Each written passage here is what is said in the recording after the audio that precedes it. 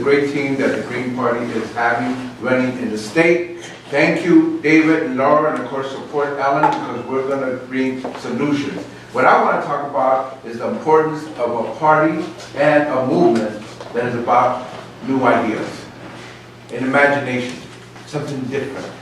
Because in the times that I've been up and down the state, and I've been doing this for 40 years, all the work I've done, that is the one thing that people are interested in.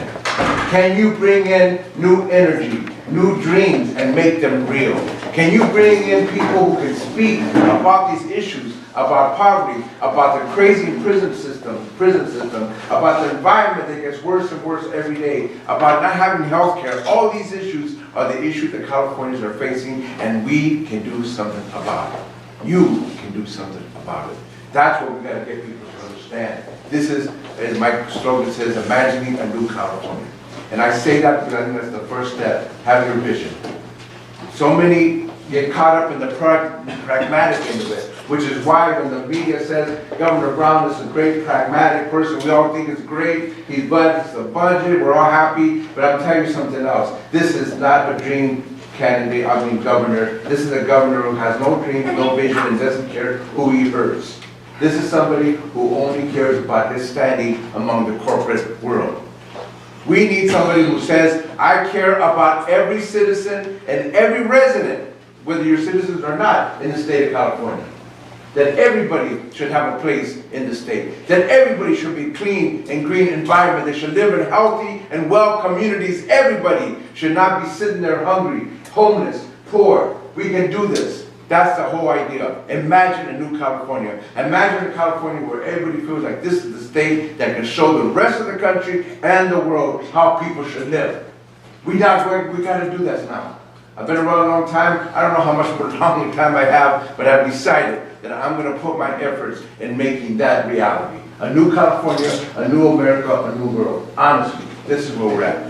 So I want to mention a couple of things, and then I want to open up for us to sit around, talk, and relate. One is that it's very important that you understand that this is a possible, what we call the politics of the unexpected.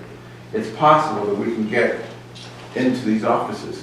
That's important because a lot of people say, well, we're running symbolic campaigns, maybe, we might get some messages out there. We're seriously going to try to get these seats. One of the ways that I see it in the state of California governor's race is that, as you know, with the primary, Governor Brown's going to take the top vote. He's going to be number one. There's no Democrat that's going to really go against him. The Republicans, where are they at? They're completely in disarray. Their top candidate is the Tea Party guy, Tim Cantone, which is not going to work in the state of California. Abel Maldonado has just dropped out of the race, we found out today.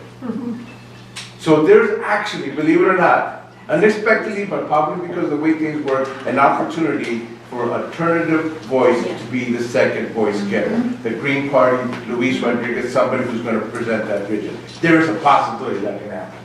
So it's about the politics of the unexpected and also the art of the possible. Let's make this happen. That's going to take a lot of work. It's going to take everybody involved. It's going to take a spectrum of people from all kinds of diverse communities, but I think we can do it. So two things that we're going to need really quickly between now and February 20th. People to take these petitions and get as many signatures as you can behind them. We need to get 20,000 just to make sure that they don't throw away half of what we got, so that we got 10,000 good signatures that will allow us to be on the ballot.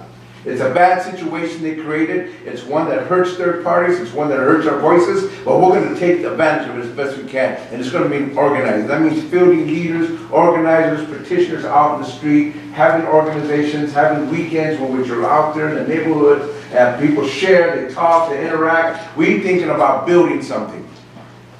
Secondly, it's very important that since we're not going to take corporate money, and that's very important that people know that this is a campaign that will not take corporate money, but we do need your support. We need to get as many of your dollars and your support behind us. We're going to need people to just give what they can, because every step of the way, we're going to have to be paying every step of the way. And that's just the way the system works. We're going to go against that kind of thing, because one of my interests is to unveil and expose the rotten democratic process we have in the state of California. Expose them by running in that electoral process. You understand what I'm saying? Taking the veil out of the lies that they tell us about democracy. It's not working.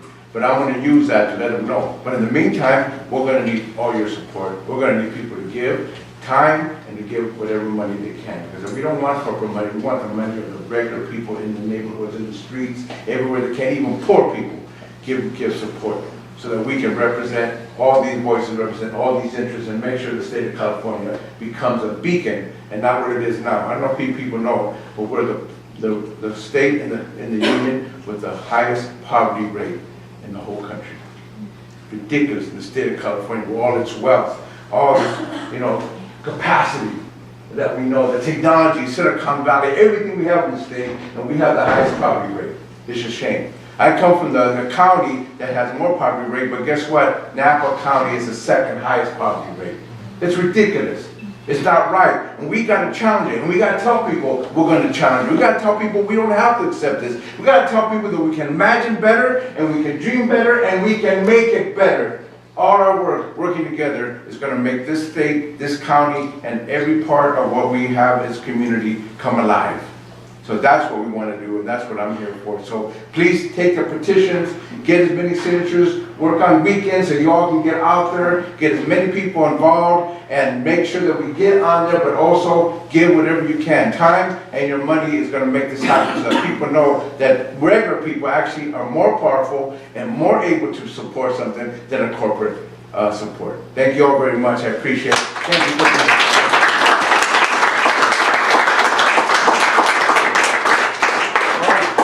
Thank you, and everyone who's here, please feel free to mingle, talk to the candidates. Who wants to make sure that Luis Enriquez and our other dream candidates get on the ballot this time around? So as I said, and as Luis said, we need the people on